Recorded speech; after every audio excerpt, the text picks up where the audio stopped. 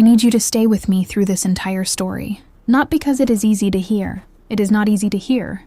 But because somewhere out there, a girl is sitting in a house with a group of men she has known for years, telling herself she is safe because they are familiar, telling herself she is safe because her brother is there, telling herself she is safe because nothing bad happens to girls who are careful. I was that girl, and I need her to hear what I learned before she learns it the way I did. My name is Lily, and this is the story of the night. I understood that familiarity is not the same as safety, that a group of smiling, laughing, familiar faces can become something completely different the moment the door closes and the right people are no longer watching.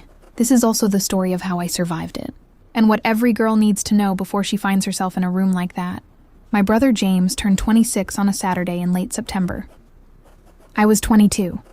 Our parents were away for the weekend, a wedding anniversary trip they had been planning for months. A hotel 2 hours away. They had asked James, half seriously, if he would be okay managing the house for 2 days.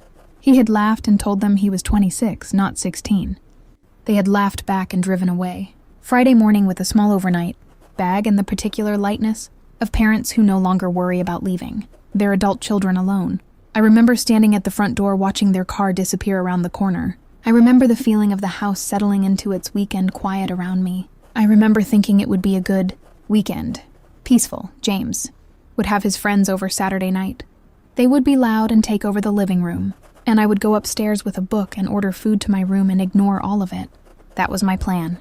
I want you to understand how ordinary everything felt at the beginning, how completely, mundanely normal the whole setup was. A brother's birthday, his friends coming over, a girl planning to spend the evening in her own room in her own home. There was nothing to be afraid of. There was nothing that should have required fear. James's friend group had been part of my life for years, 5 of them. The same core group from university who had been coming to our house since I was a teenager. I knew their names, their habits, their running jokes. I knew which one was allergic to cats, and which one had been trying to learn guitar for 3 years without meaningful progress. They called me James's little sister. They had watched me grow up. Nathan was the one I had always been least comfortable around. I could never fully explain it. There was no single incident I could point to, just a quality to the way he sometimes looked at me, a certain edge to certain comments, a sense when he was in a room that I needed to be slightly more careful about, where I stood and what I said. I had mentioned this feeling to James once, about a year before. He had listened thoughtfully, and then said Nathan was just like that. Loud, a bit much sometimes, but harmless. He had said it with the easy confidence of someone who had no reason to question his own assessment. I had accepted his assessment because he was my brother, and he knew Nathan far better than I did, and I had no concrete evidence for anything different. That acceptance was something I would later have to examine very carefully. The party started early Saturday evening. 12 people at first. A mix of James's friends, some colleagues, a few people I recognized vaguely from previous gatherings, music, food, the particular warm chaos of a house full of people who were genuinely happy to be together. I came downstairs around 8, said happy birthday to James, had something to eat, talked to a few people. Everything felt normal. Everything was normal. I went back upstairs, around 9 with my book and my food, and the sounds of the party drifted up through the floor in a way that felt comfortable rather than intrusive. By 11, the party had thinned. I could hear the house getting quieter. Most people had left. By midnight, there were 5 people remaining downstairs. James and his 4 closest friends, Nathan among them. I know the exact time because I checked my phone when I heard them. Getting louder. Not in an alarming way. Just the particular volume of a small group of drunk men competing to be the funniest person in the room. I put my headphones in and went back to my book. At 12:40, James knocked on my door. He was very drunk. Not aggressively. Just loose and happy and slightly unfocused in the way James got when he had been drinking since early evening. He wanted me to come downstairs, have a drink with them, celebrate his birthday properly. He was doing the particular persuasive thing drunk people do where they stand in the doorway and grin at you until you feel unreasonable for refusing. I did not want to go downstairs. Something in my body, something below the level of conscious thought, produced a quiet resistance that I could not explain and therefore did not trust. I told myself I was being ridiculous. These were people I had known for years. My brother was there. It was his birthday. Staying upstairs alone felt cold and strange and rude. I went downstairs. This is the part I need every girl watching to hear very carefully. That quiet resistance I felt. That unexplained reluctance. That soft but persistent signal from somewhere deep in my nervous system that was not anxiety. That was not oversensitivity. That was my body doing exactly what bodies are designed to do. Registering information my conscious mind had not yet fully processed. Sending a warning I had been trained by years of being told. I was too sensitive to ignore. Please, if you feel that feeling, listen to it. You do not need to explain it. You do not need to justify it. You do not need evidence before you are allowed to trust it. Listen to it. I did not, and I went downstairs. The first 20 minutes were fine. I sat on the far end of the sofa. I had a drink in my hand that I barely touched. James was in the armchair across from me, still happy and loud, carrying the conversation the way drunk people do when it is their birthday, and the world is temporarily perfect. Then James fell asleep. Not dramatically, just gradually, then completely. The way very drunk people do when they finally stop moving. His head went back against the chair. His breathing deepened and slowed. The room changed. I cannot describe it precisely because it was not a single thing that changed. It was an atmosphere, a collective shift in the quality of the attention in the room, like a temperature drop that happens too slowly to identify. The exact moment it became cold. Nathan said something. One of the others laughed.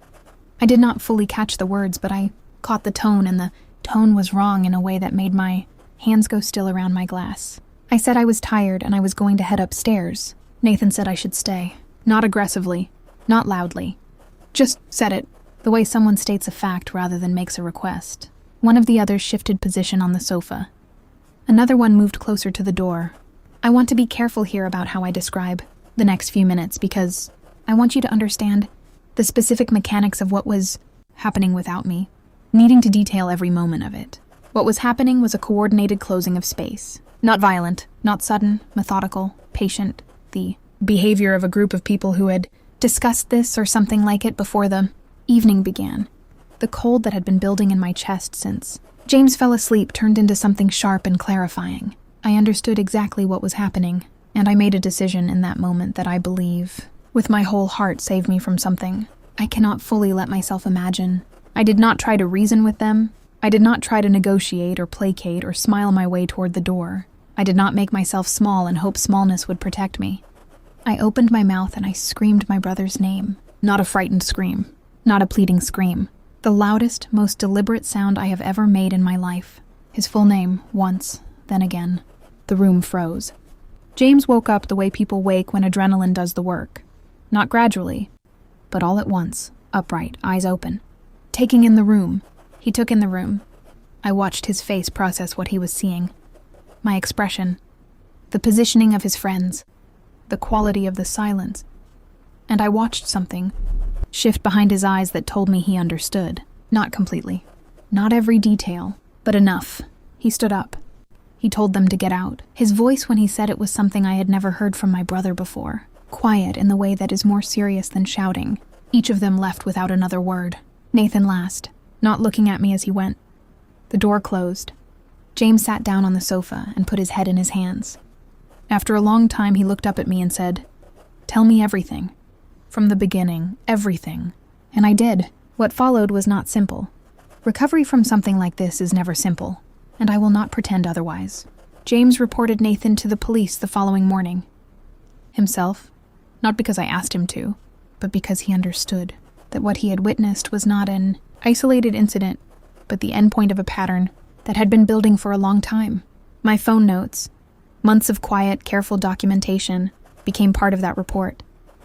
The process was hard. There were people who did not believe it. There were people who said Nathan would never do something like that.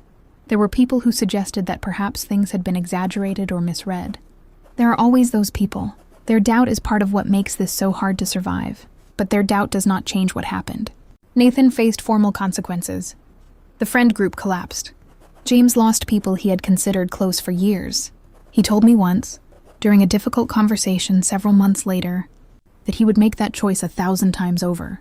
I am still healing. Healing from something like this is not linear and it is not fast, and anyone who tells you otherwise has not experienced it. But I am healing, and I am here, And I am telling you this story because the most important thing I can do with what happened to me is make sure it reaches a girl who needs to hear it before her own version of that night. So let me speak to you directly now. If you are ever in a situation where your instincts are telling you something is wrong in a room, at a party, in a house where the people who make you feel safe have fallen asleep or stepped away, please hear this. Your safety is always more important than being polite. You do not owe anyone your silence in a moment of danger. You do not owe anyone a quiet, dignified response to a threat. Make noise, be loud. Do not manage their comfort at the expense of your own protection. Tell a trusted person your location before you are in a situation you cannot control. Before you go downstairs, before you get in the car, before the party starts, a simple text. I am at home.